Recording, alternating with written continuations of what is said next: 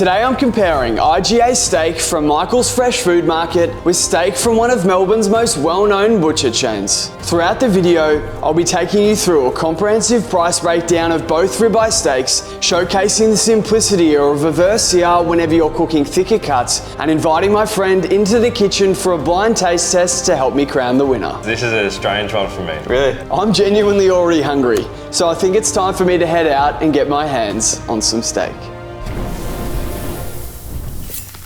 Micheal's IGA, here we come. This is one of the most requested videos I've ever done. I've had heaps of people in the comment section say that this is somewhere that I really need to check out. I thought long and hard about what butcher to actually compare this one to. I actually questioned whether we even compare it to a butcher or not at all, because I know that IGA don't have a standard meat that they sell at each chain. The butcher that I'm going to today, which is Tasman Butchers, have about 9 or 10 stores around Melbourne, so I thought this would be a great butcher to compare it to. Really excited to see how this one goes, honestly. I've had so many people request for me to go to Micheal's, and I'm really keen to see what all the fuss is about. There's also been someone that says I yap too much, so I'm gonna keep this one nice and quick today. Pulling up to Tasman now. I'm actually not sure what steak I'm gonna get today, but it's a huge store, so I don't think I'm gonna be short on options. Let's get in there.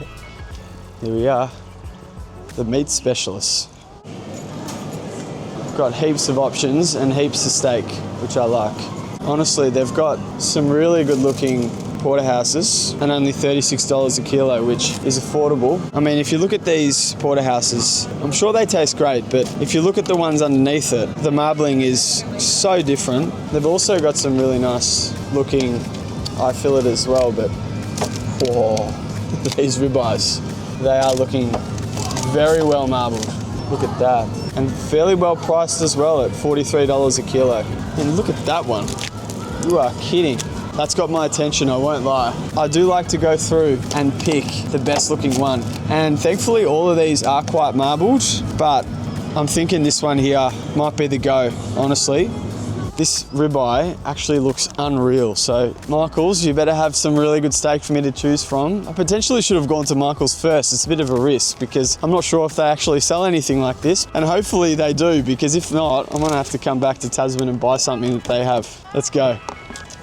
The Micheal's Fresh Food Market, like I said, heard really good things about the meat that they have on offer, so cannot wait to check this place out, and hopefully, fingers crossed, they have a ribeye. I've had too many people in the comment section say that this place is good, so I've got some really high hopes, I won't lie. And straight to the steak section we go. Looks like any other IGA. I don't know what I was expecting, to be honest, but looks like your standard IGA. Here we go, big meat sign. Gee, they've actually got aged steak as well. I've never seen a supermarket with aged meat. What do you reckon, guys? Have you ever seen anything like this in a supermarket? Unbelievable. I think I'm gonna have to come back and try that out, to be honest. Thick cut Scotch fillet. I mean, that's technically the same cut. Do we have a boneless? Here we go. Now we're talking. Look at this. This is what we want. $35.99 per kilo, so this one looks the best. Doesn't have the best marbling, to be honest, but it is priced fairly well. So I found what I need to find. Definitely need to come back and check this place out, honestly. Like I said, never been to a place or a supermarket that has dry aged meat. Steak secured. They're both looking pretty good, I won't lie. Super excited to see how these compare. Let's get home and cook these bad boys up. Back in the kitchen. We are. My favorite part of the video by a mile. Got my steak from Micheal's Fresh Food Market in Keysborough here on the left, and by far one of the most requested places that I visit, or supermarkets that I visit in Melbourne out of all the videos that I've done. You would have seen they even had a dry age section as well, so I'm really looking forward to heading back there.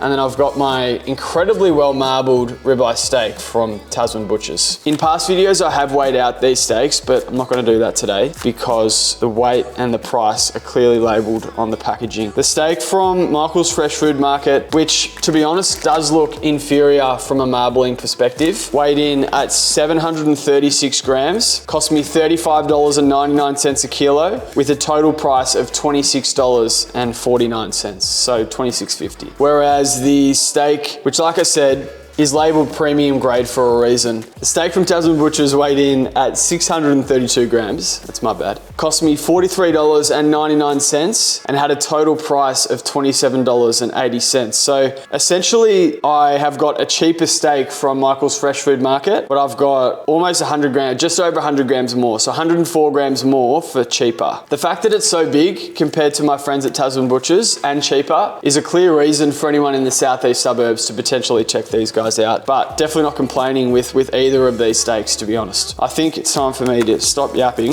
You know I'm good at yapping. There's also been someone that says I yap too much. To get these steaks out for a bit of an inspection. This is my ribeye steak from Micheal's Fresh Food Market. Super thick steak, as you can tell. I'm not actually sure if the steak from Micheal's Fresh Food Market is grain or grass-fed, but I can only assume based on the lack of marbling that it probably is a grass-fed steak, which is good. Might be good for me to actually confirm that with the store next time in a future video, because I definitely will be heading back. This is my steak from Tasman Butchers, which compared to Micheal's, really well marbled steak. It's got a nice level of thickness as well, which I like. Got a really nice marbling compared to the steak from Micheal's. I mean, it might be worthwhile getting them both up just to see.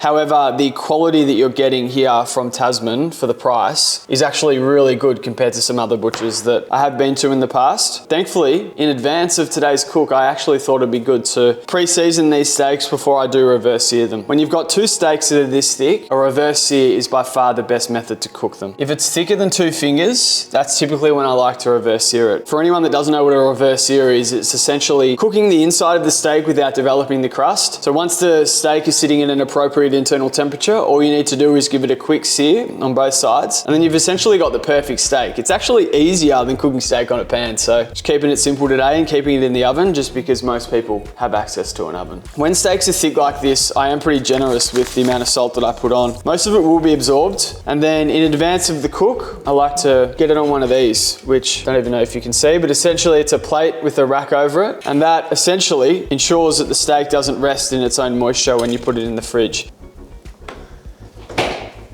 So it's been about an hour.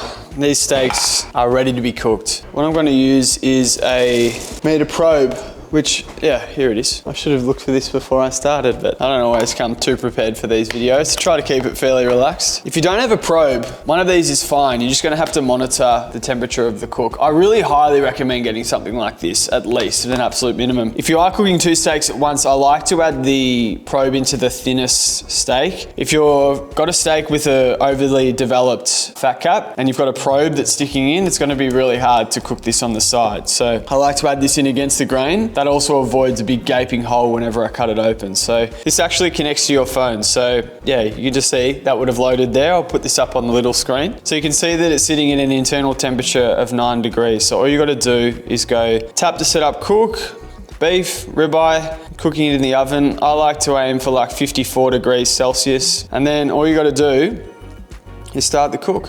And there we go. You can see it tells you the ambient temperature as well, which is the green area. So it's currently 12 degrees in the kitchen, which is why I'm wearing this hoodie. But in the oven, that'll be different. I've set the oven to a temperature of 100 degrees Celsius. Actually, no, I've set it for 105 degrees Celsius, actually. If you have the heat too high, then it'll potentially overcook the inside of the steak. You want an even cook, and the best way to do that is to make sure that it's on a fan grill setting, as opposed to a forced fan grill, which is going to cook the steak way too quickly. So it's been just over 45 minutes and we are sitting at an internal temperature of around 42 degrees Celsius, which is when I like to remove it from the oven. So I'm going to take that out, turn the oven off, and I've had this beautiful cast iron pan that has been preheating over on the other grill. One thing I would say, whenever you are cooking or reverse searing a steak, you want to have the heat fairly high, just because you don't have too long to develop the crust. There's a lot of smoke emitting from here, so that's when I know that it's ready. 40, 42, yeah, okay, that's perfect. So want to make sure want to make sure the grill has enough beef tallow for the both of them. Steak lard beef tallow, of course. Didn't even get that in the shot. Get these on. That's what we want to hear. So that's probably been about a minute. We'll give that a flip and see how it's looking. Look at that. That's beautiful. Look at that crust is sizzling. That's what we want. Yeah, so we're sitting at 46 degrees. When you are reverse searing, the pan is super hot. So when it's resting, it will climb. And I think by the time I cut into it, that'll be absolutely perfect. The probe is still telling me I have 3 minutes to cook. So that's why I don't actually like listening to the probe. I like going off what I think's correct. According to my probe, that's sitting at around 47, 46 degrees.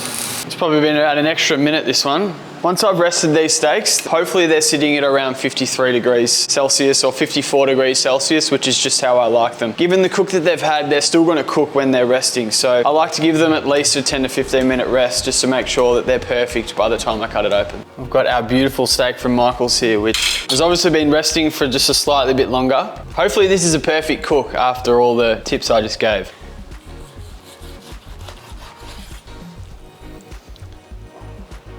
That. It's perfect. That's what I love to see.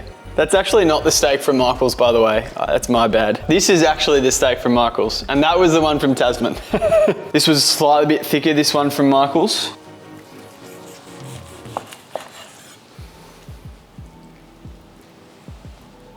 There we go.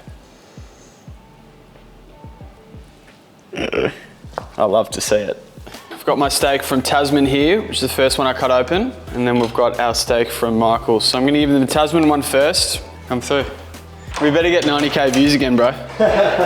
For context, Jamin was in the last one and we got 90,000 views last time he was in it. So blindfold on, brother. Excited. We've got 2 steaks here. Yep. You know the drill, I think. Yep. Yep, we're back again. Which one's better?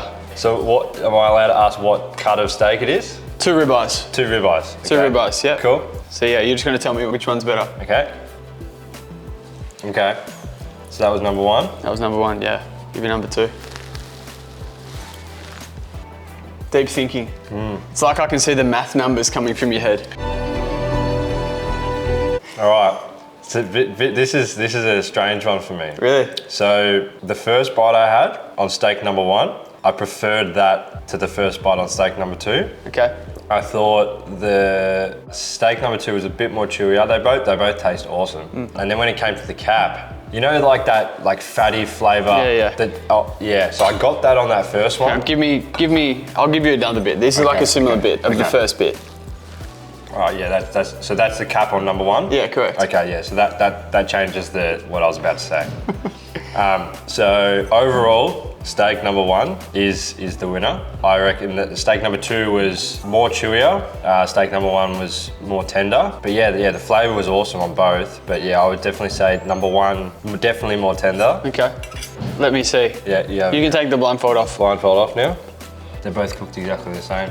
They're both cooked similar. Yeah, smashed it. You're right. It's a lot more tender. This one's a bit chewier. I still think they're both a great cut of steak. Yeah, they're both awesome. This one is $8 cheaper, the second one. Okay. A kilo. This steak was $43 a kilo, and this one was $35. Nonetheless, both are still really good cuts, and I think we're going to enjoy the rest of these. Thank you, brother. Thanks, appreciate man. it. All right, it's good to be back.